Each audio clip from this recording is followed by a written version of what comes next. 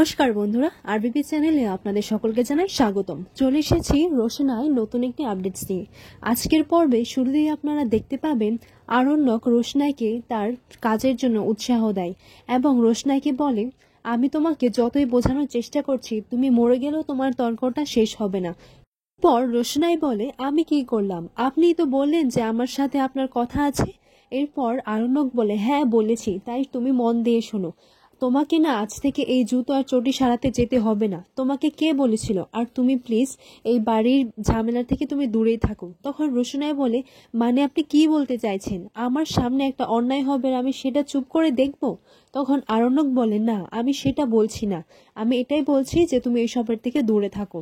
আর রোশনাই, তুমি তোমার নিজের কাজের প্রতি মনোযোগ দাও। তোমার মধ্যে সেই প্রতিভাটা আছে, তুমি সেই প্রতিভাটাকে তোমার মধ্যে আরো বড় করে গড়ে তুলো। এই প্রতিভাটা তোমার মার মধ্যেও ছিল, আর আমি দেখেছি তোমার মধ্যেও সেই তেজটা আছে। রোশনাই, তুমি নিজেও জানো না যে তুমি কি কি করতে পারো, তাই বলছি তুমি এই কাজটাতে ফোকাস করো। আরণ্যক রোশনাইকে বলে, আর হ্যাঁ, আমি তোমাকে আরেকটা কথা বলতে চাই। তখন আরণ্যক চুপ হয়ে যায়। আরণ্যকের কাছে রোশনাইয়ের মায়ের শেষ লেখা চিঠিটা রয়ে যায়, আর সেখানে রোশনাইয়ের মা এটাই বলেছিল, রোশনাই, গুরুজি হচ্ছে তোর বাবা। কিন্তু এই কথাটা আরণ্যক এখন রোশনাইকে বলতে পারবে না। অন্যদিকে দেখা যায় সুরঙ্গমা গরিমার বাবাকে বলে আরণ্যক যে তার অফিস থেকে বিদেশে যাওয়ার অফারটা পেয়েছিল সেই অফারের বিষয়ে জানায়।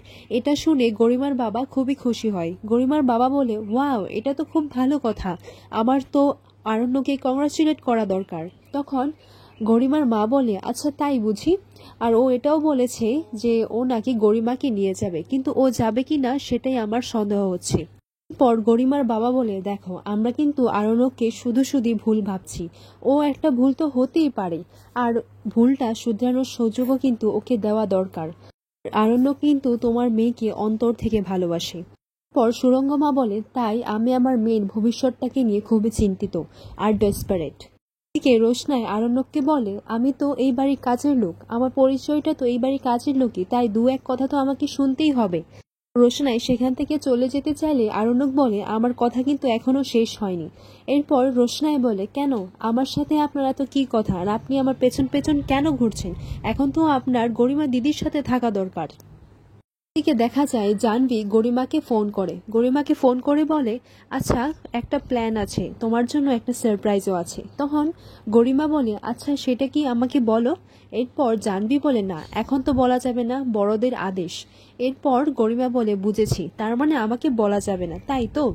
তখন জাহ্নবী বলে, হ্যাঁ সেসব তুমি ছাড়ো, কিন্তু আমাদের বাড়িতে না সকাল থেকে একটা মেজাজ না খেটখেট হয়ে রয়েছে। ওই মেয়েটার নামটা শুনলে না মাথাটা একেবারে গরম হয়ে যায়। কবে যে এই মেয়েটা বিদায় হবে আর আমরা একটু শান্তি পাবো।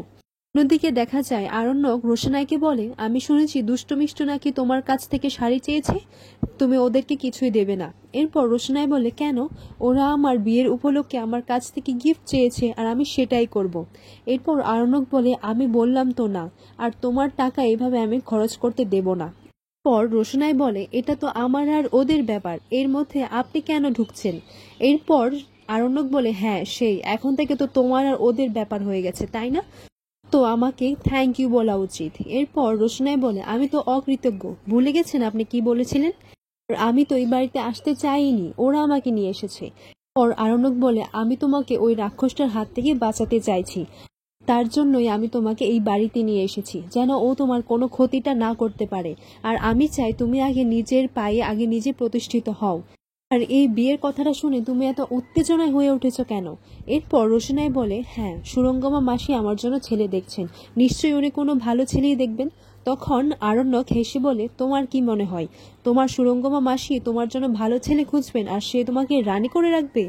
পর আরণ্যক বলে, দেখো রোশনাই, আমার একটাই কথা, তুমি তোমার পড়াশোনাটা চালিয়ে যাও, আর তোমার যে প্রতিভাটা আছে সেটা তুমি আরো প্রতিষ্ঠিত করে যাও। আগে নিজের পায়ে প্রতিষ্ঠিত হয়ে যাও, তারপর তোমার যা খুশি তুমি তাই করো, আমি তোমাকে কিচ্ছু বলবো না। আর হ্যাঁ, এই টাকাগুলো তুমি কিন্তু একটাও খরচ করবে না, আমি তোমাকে এই টাকাগুলো নষ্ট করতে দেব না। হ্যাঁ, আমি তোমাকে এটা রিকোয়েস্ট করছি না, এটা হচ্ছে আমার অর্ডার, এটা আমার আদেশ। ওর গরিমা এসে সুরঙ্গমাকে জিজ্ঞেস করে, আচ্ছা মা, তুমি কি প্ল্যান সারপ্রাইজ করেছো বলো তো? এরপর সুরঙ্গমা বলে, দেখেছো কতবার করে বললাম জাহ্নবীকে না বলতে, তাও বলে দিল। তখন গরিমা বলে কোথায় আর বললো, এত করে জিজ্ঞেস করলাম, শেষে একটাই কথা বললো, টপ সিক্রেট। গরিমা বলে আচ্ছা মা, আমাদের বাড়ি থেকে গিফটস যাবে আর আমিই জানবো না? I hate you mom. পর সুরঙ্গমা বলে আই হেট ইউ, তাই না বুঝি? পর সুরঙ্গমা বলে তুমি এত অধৈর্য কেন বলো তো, তুমি জাস্ট ওয়েট করে যাও, আর আমি তোমাকে কথা দিচ্ছি এই সারপ্রাইজটা তোমার সারা জীবন মনে থেকে যাবে। You have a blast time of your life.